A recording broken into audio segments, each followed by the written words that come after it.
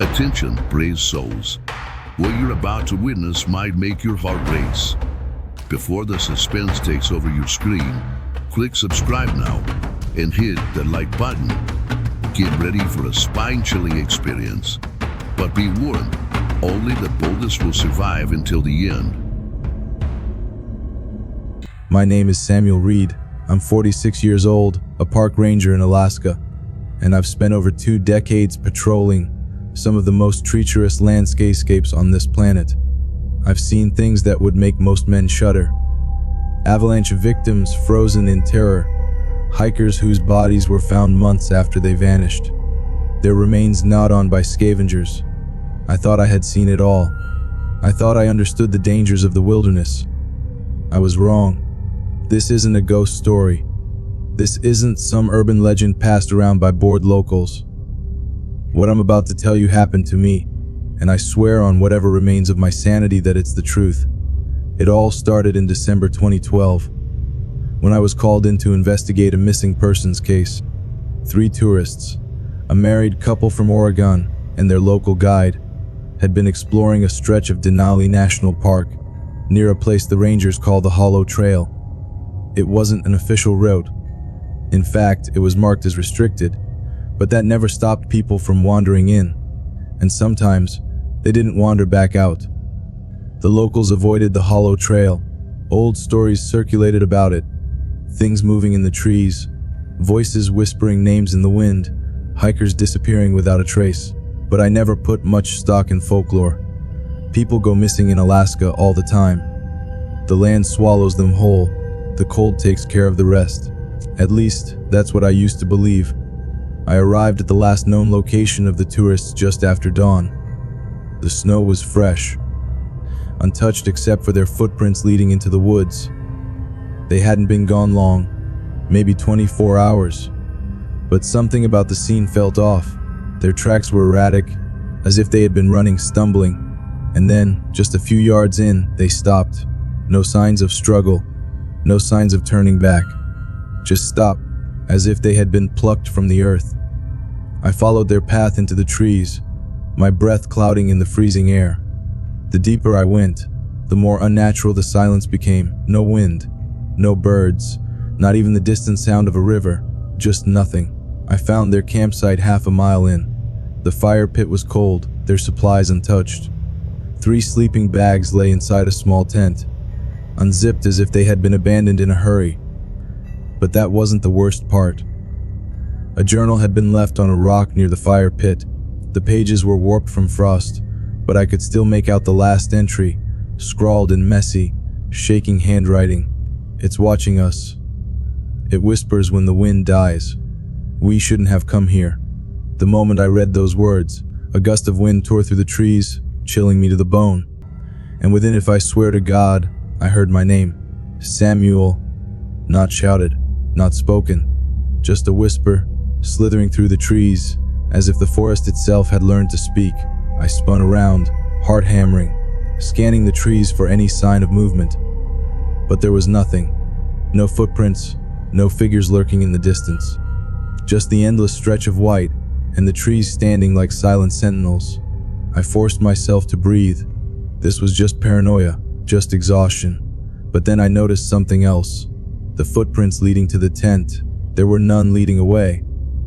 I stood there, staring at the snow. My breath hung in the air, frozen in time, just like the footprints that ended without reason. No tracks leading away, no disturbances in the snow. 3 people had walked into this place and then, somehow, they were gone. I swallowed hard, forcing my brain to find a rational explanation. Maybe the wind had erased their tracks. Maybe they had walked backward to throw someone off. Maybe. Then I heard it again. Samuel. A whisper. A breath of sound carried on the still air. My blood ran cold. It wasn't possible.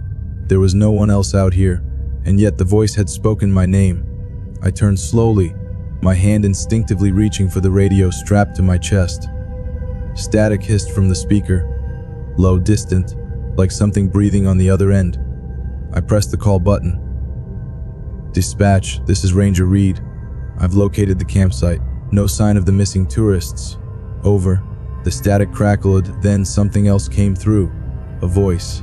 A woman's voice. Hello, can you hear me? I stiffened. My pulse pounded in my ears. The signal was weak, but I could hear her. This is Ranger Reed, I said, gripping the radio tighter. Who is this? Identify yourself. A pause. Then, soft shuddering breaths. We made a mistake. The air in my lungs turned to ice. Who is this? I demanded. Are you one of the missing hikers? Where are you? Silence. Then, a sound I will never forget. A wet, choking gasp, like someone struggling to breathe, their throat crushed by invisible hands. The radio screamed with static, a piercing wail that sent a jolt of panic through my body. I tore the device from my vest, heart hammering. The noise was deafening, rising higher and higher until silence. The radio went dead. I stared at it, my mind racing. That voice, that sound, had that been one of them? Had she been calling for help? I had to find them. Now. I grabbed my flashlight and pushed deeper into the woods. The silence around me felt heavy, pressing against my skin like a suffocating hand. My boots crunched against the snow, but somehow it felt muted, like the land itself was swallowing the sound. And then the trees changed. I hadn't noticed it before, but now I could see it clearly. The bark was scarred, twisted, strange markings carved deep, spirals and jagged lines that didn't look like anything natural. Symbols. I swept my light across them, my unease growing with every step. That's when I saw it, a figure, standing between the trees, just on the edge of my vision. I stopped cold.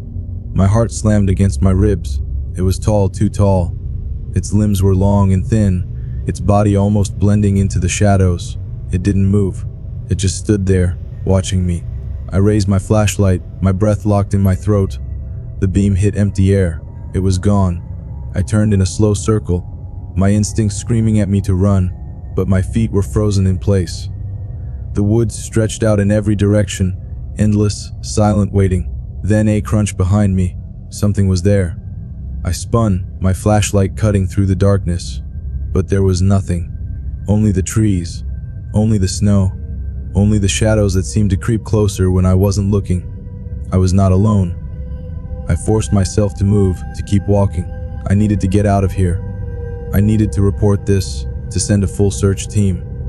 But as I reached for my radio again, a sound rose from the trees, a whisper, soft, gentle, almost familiar. I felt my blood go cold as it spoke.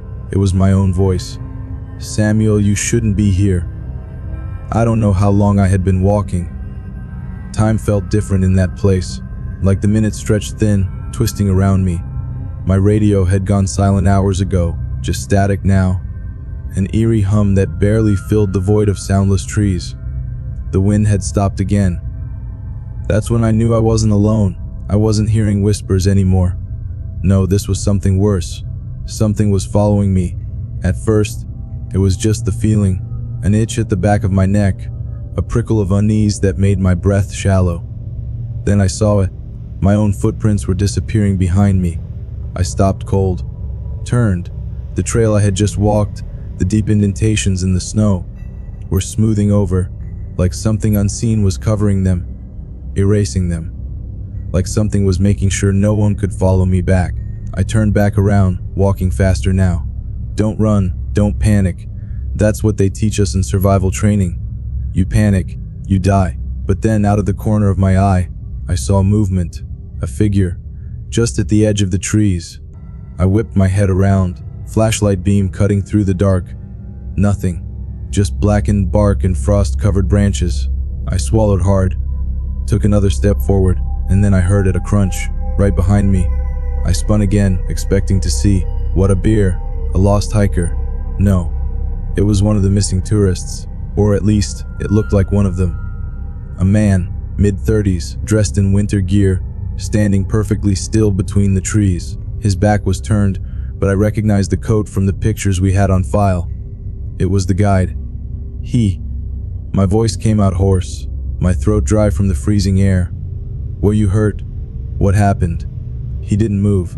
I stepped closer, my heartbeat slamming against my ribs. The wind howled softly through the trees, but the man remained motionless. Something was wrong. His head was tilted at an unnatural angle, like his neck had been twisted too far. His arms hung limp, his legs stiff, as if he had been placed there, not standing on his own. Then, without warning, his head snapped toward me, not turned, snapped. The motion was unnatural, too fast, too sharp. His eyes milky white, his mouth slightly open as if about to speak. But no words came. My breath hitched. I stumbled back, ice cracking beneath my boots. Then, from somewhere deeper in the forest, another sound. A voice. But it wasn't human. It was the same whispering I had heard before, only now it was closer. And it was laughing, a slow, drawn-out chuckle that didn't belong to a person. It was a mimicry, something mocking human laughter, bending it into something hollow and wrong. The figure of the guide twitched, his shoulders jerking violently. His mouth opened wider, too wide, and I realized he wasn't looking at me anymore. He was looking past me. I turned. They were everywhere, dozens of them. A moving figure standing just beyond the reach of my flashlight. Some tall, some hunched, their faces obscured by darkness. The whispering grew louder, a chorus of names, distorted voices calling from the void. I did the only thing I could do. I ran. I tore through the snow, lungs burning, the whispers growing sharper, angrier. The trees blurred past me. My only goal was escape. Get out. Get out. Then, just ahead, my snowmobile. I lunged for it, fumbling with the keys, hands shaking so hard I could barely fit them into the ignition. A whisper right next to my ear. Samuel. I turned the key. The engine roared to life. I didn't look back. I slammed the throttle, kicking up snow, the figures disappearing into the white haze as I sped toward the ranger station, pulse hammering in my skull. I made it out. I survived. But I know one thing for certain. Something out there watched me leave, and it let me go. I made it out. I don't know how, and I don't know why it let me go, but I made it out. When I stumbled back to the ranger station, half frozen and shaking, the others thought I had lost my mind. They said I must have fallen, hit my head, that I was hypothermic, hallucinating. But I know the truth. I know what I saw. And I know that whatever lurks in those woods is still out there. The search teams went out the next morning. They combed the hollow trail from end to end, covering every inch of the area where I had found the tourists' camp, but they didn't find anything. No tent, no supplies, no footprints, not even the journal I had taken from the site. I know I had it. I remember clutching it in my hands as I ran, my fingers numb and stiff. But when I checked my pack, it was gone, like it had never existed. And the tourists, they were never found. Their case was officially closed months later, presumed dead, lost to the elements. Just another tragedy in the unforgiving Alaskan wilderness. That's what they tell people. That's what they put in the reports. But I know better. I tried to move on. I told myself that if I just buried it deep enough, if I ignored the whispers clawing at the edges of my memory, I could forget. I could go back to my normal life. I was wrong. It started a few weeks later. Small things. At first, I'd wake up to my cabin door unlocked, even though I always secured it before bed. My boots would be wet in the morning, as if I had been outside walking in the snow, even though I hadn't left my bed. Then the whispers came back. At first they were distant, almost like the wind, but night after night, they grew closer. Samuel, always my name, always just outside the window. I stopped sleeping, stopped going near the trees. I tried to tell myself it was just my imagination, the trauma playing tricks on me, until the night I saw the footprints. They started at the edge of the woods, leading straight to my cabin door, a perfect line of deep impressions in the snow. But there was something wrong with them. The stride was too long, the shape was off, and worst of all, there were no prints leading away, as if whoever, or whatever, had left them had never walked back into the forest, as if it was still here, watching, waiting. I haven't gone back to the hollow trail. I won't, but I know one thing with absolute certainty. Somewhere out there, in the dark spaces of the world where no man should go, something is waiting. And once it whispers your name, it never forgets you.